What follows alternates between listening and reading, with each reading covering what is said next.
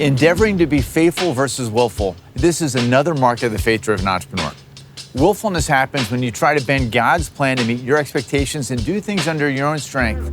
Faithfulness happens when you surrender your selfish ambitions and desires for something better. The opportunity to participate in the work that God is doing in the marketplace and in His world. I'm a big sports fan, and sometimes using an analogy I'm familiar with helps me to make sense of something that can be more conceptual.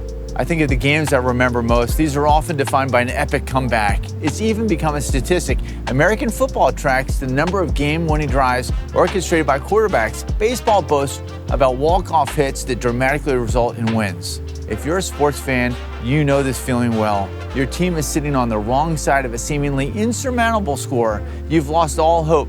Just then, an incredible play is made and an unforgettable moment happens. You can't believe it. Victory snatched from the jaws of defeat. Business is no different. We face moments of adversity all the time. We lose a big customer or miss out on a big deal. Sometimes these moments happen far outside of our control. COVID-19 was one of those events, but it's not the first time. We look back not too long ago in 2008 during the Great Recession. Business seemed to dry up in an instant.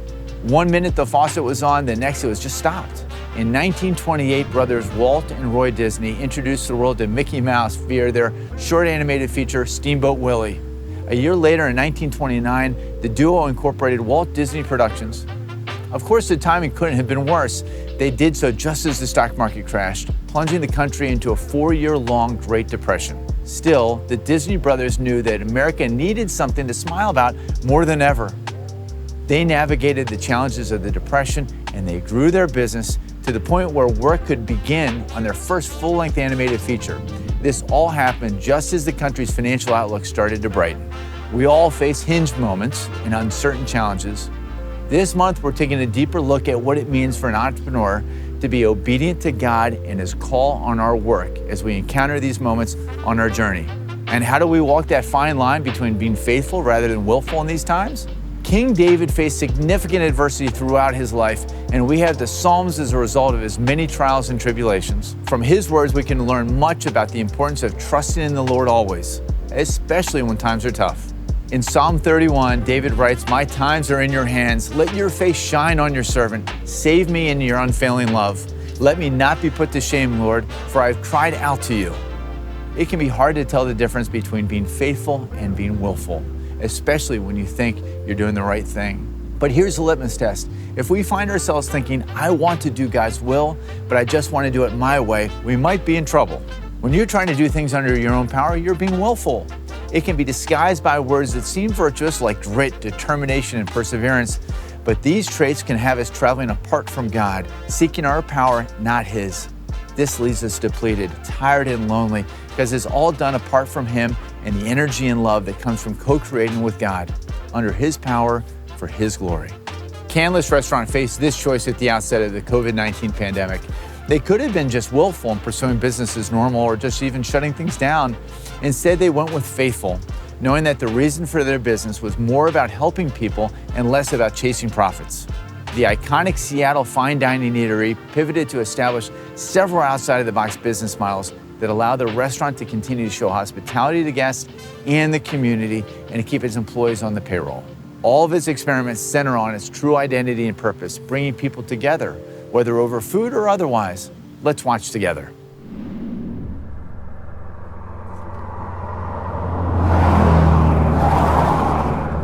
Okay, what are we talking about? We're back.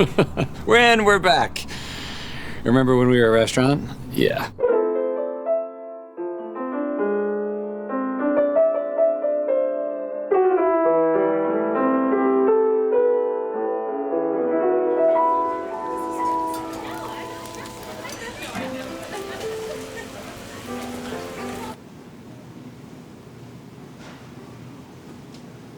"30 weeks ago today, everything in my company changed. Literally, the need for fine dining disappeared overnight." Breaking news tonight, the CDC confirms the first case of novel or new coronavirus in the U.S. And it's right here in our state. My wife and I were in New York, and we were reading headlines about what was happening in Seattle. New information about the explosive coronavirus outbreak. We don't know how many cases are really out there. And it was like, whoa, this isn't going to work. Like, how in the world could we possibly stay open as a restaurant?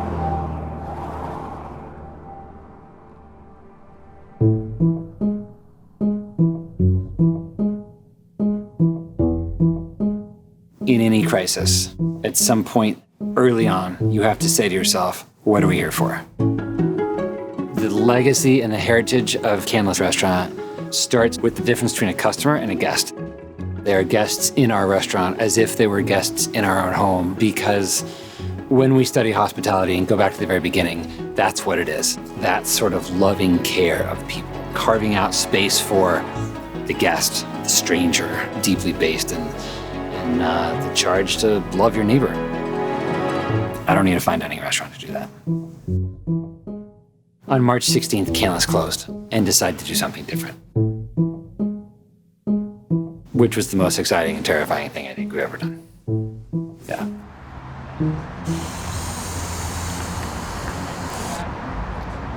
It's so easy to pay attention all the time to what we don't have. And I think the question that was thrown right in our faces when COVID hit was, what do we have to be thankful for? Meaning, wait a second. It's true that this is hard. It's true that this is scary. It's true that this is unknown, uncertain, and devastating things have and are about to continue to happen. That's all true. And also, isn't it also true, the game's not up.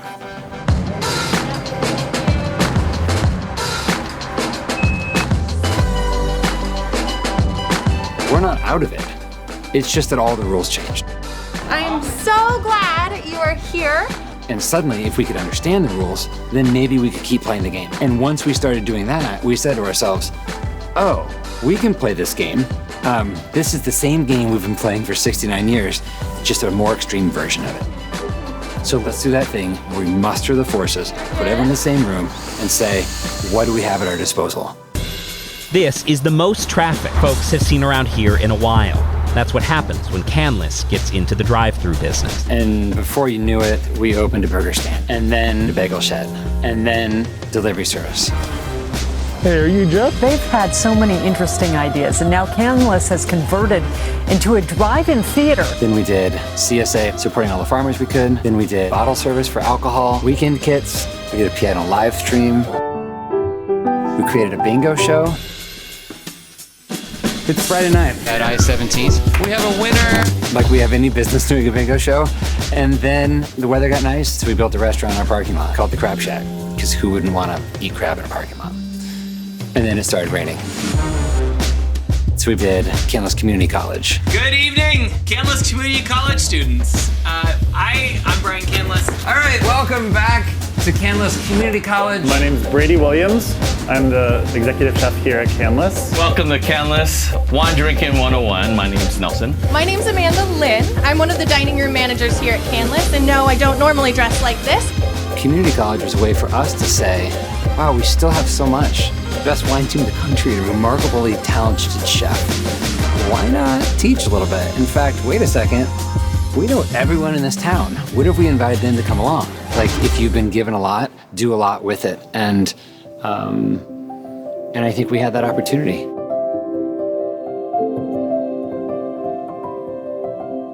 A lot of people might look at this and say, but wait a minute, you're not making money.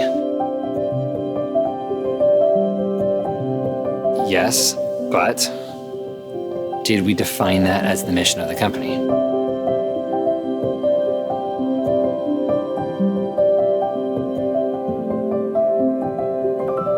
Maybe a pandemic's not the time to be making money, but maybe that means I should still be serving people. Thank you very much. Absolutely. We're so thrilled. Have a great one. Enjoy.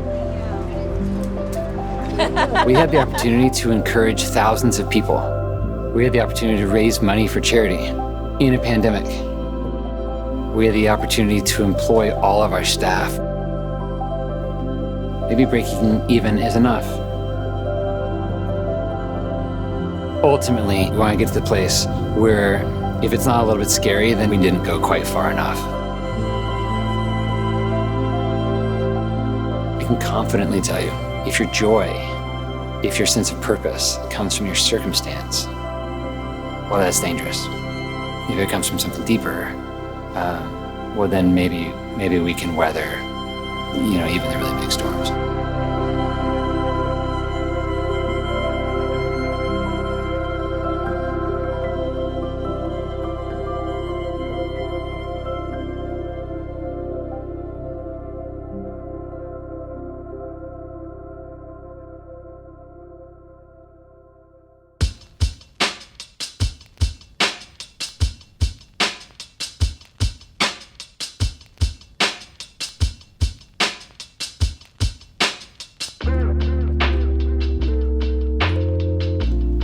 How do we know when we're being willful rather than faithful? It can be hard to tell sometimes.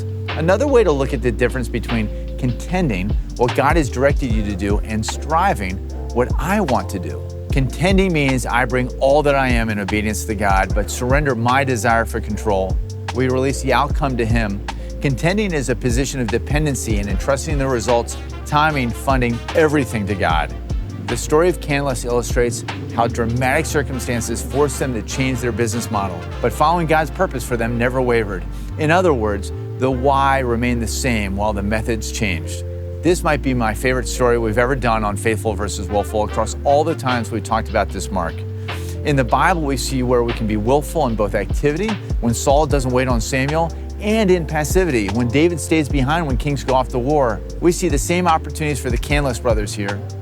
They could have been willful in going about business as usual and forcing their traditional model, or they could have been willful in passivity, refusing to open when their model was compromised. They did neither. Instead, they responded out of faith, using all that they had at their disposal to meet their mission and to do it creatively as they sought to delight their customer and give their employees meaningful work. It can be dangerous if our joy and purpose comes from our circumstances. When that happens, then we can't help but be impacted greatly by outside forces. Highs and lows become a barometer of our success, and what is happening around us can too easily influence our decisions. It's important for us to remember that God doesn't need us to make money. He simply wants us to experience the joy that comes from pursuing a call to create that He places on our hearts. But as Henry Ford wrote, when everything seems to be going against you, remember that the airplane takes off against the wind, not with it. An airplane is built to fly, and Canlis was reminded that they exist to serve people.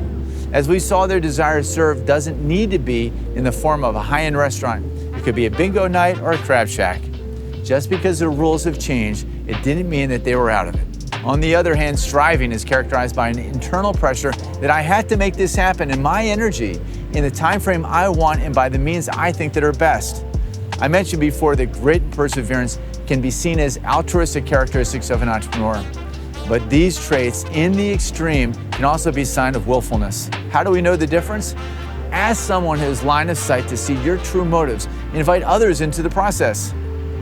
Your faith-driven entrepreneur group can be the people that you need to help you see your blind spots. Lean into this community. Oftentimes, what you put into these relationships is what you'll get out of them. The more honest and transparent you are with others, the more loving and edifying they will be with you. Your faith-driven entrepreneur group can be the people you need to help you see your blind spots. Lean into this community. Oftentimes, what you put in these relationships is, of course, what you'll get out of them. The more honest and transparent you are with others, the more loving and edifying they will be with you. They will become your cherished allies. What we need to recognize about willful versus faithful is that we are constantly adjusting and recalibrating our hearts to pursue the glory of God rather than our own. It takes patience, grace, and time. And most of all, it takes a humble and contrite spirit. Now, spend some time in your group talking about this session and how it relates to the journey you're on. Open yourselves up to learning from one another. Remember, of course, that to the degree you're open and honest with each other, it's going to be the degree that you get something out of this. Thank you for being a part of this group. Thank you for being a part of this ministry. Thank you for being a part of this movement. We'll see you next time.